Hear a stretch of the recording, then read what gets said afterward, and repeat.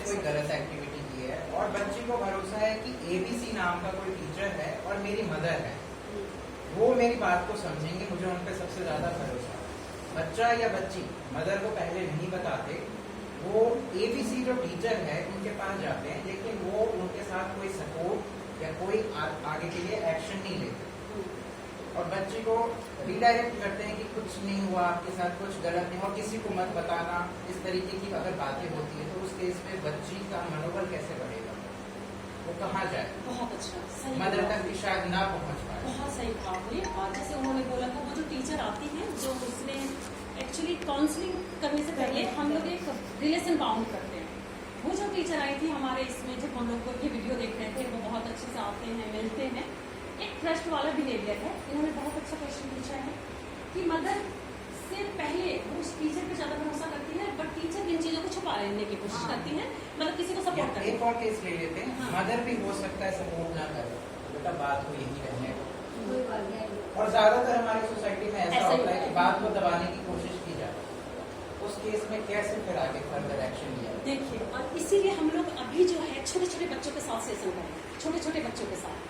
यानी क्या बोला था उसमें, जब आपको कोई बैड टच करता है तो आपको क्या करना है, जोर जोर से चिल्लाना है, नहीं नहीं नहीं, और उनके पास जाना है जो कि आपको लगता है कि मुझे सबसे ज्यादा विश्वास है या मुझे सबसे ज्यादा प्यार करते हैं, मैं ऐसे लैंग्वेज में बोलूंगी। लेकिन अगर वो बंदा, जैसे मैं किसी टीचर को बहुत ट्रस्ट करती हूँ, लेकिन वो भी इन चीजों को छुपाने में कोशिश कर रही है या मुझे सपोर्ट नहीं कर रही है, तो हमें क्या करना चाहिए, ये क्वेश्चंस है।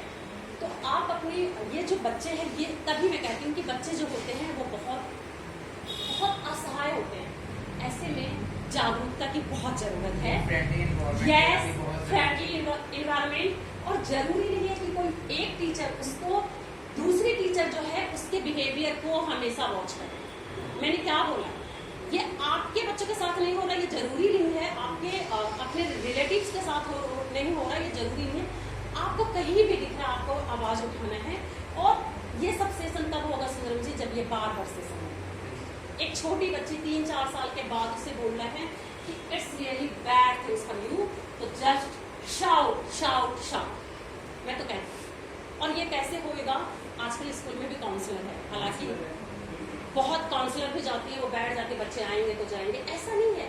सर ने एक ऊपर चीज कहा था, अपने काम को बड़े पैशन के साथ, मतलब जो मुझे ड्यूटी मिली है ना, चाहूँ तो मैं इस सेशन को हम और सुंदरम जी मिलके बस ऐसे दिखा के निकल जाए।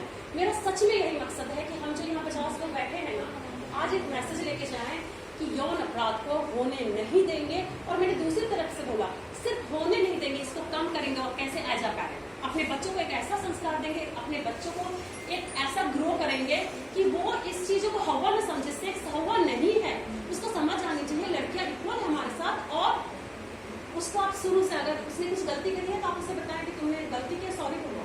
हम कहाँ बोलते लड़कों, बोलते हैं क्या? घर में भी थोड़ा बहुत तो हम लोग बोल भी लेते हैं। घर की लड़कियां, बाहर की लड़कियां, सब तुम्हारे लिए सेम है।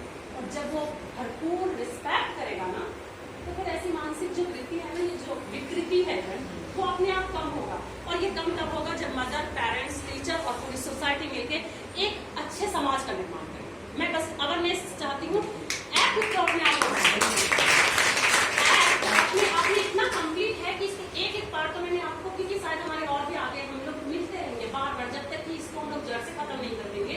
मैंने ठान रखा है कि मुझे इस पे, मैं स्कूल भी जाती हूँ और वहाँ भी छोटे छोटे बच्चों को छोटे सरल लैंग्वेज में बताने की कोशिश करती हूँ। मैं सिर्फ एक चीज कहना चाहती हूँ, हम सब लोग एकजुट हो जाए, हम सब लोग आवाज उठाएं, हम सब लोग जिम्मेदार हैं इसके। मैं तो अपने आप को जिम्मेदार मानती हूँ। अगर मैं अपने घर में अपने बेटे को ये समझाया नहीं, अपनी बेटियों को नहीं समझाया, अपने भाई को नहीं समझाया है कि ये चीजें हमारे बच्चों को ऐसा वातावरण नहीं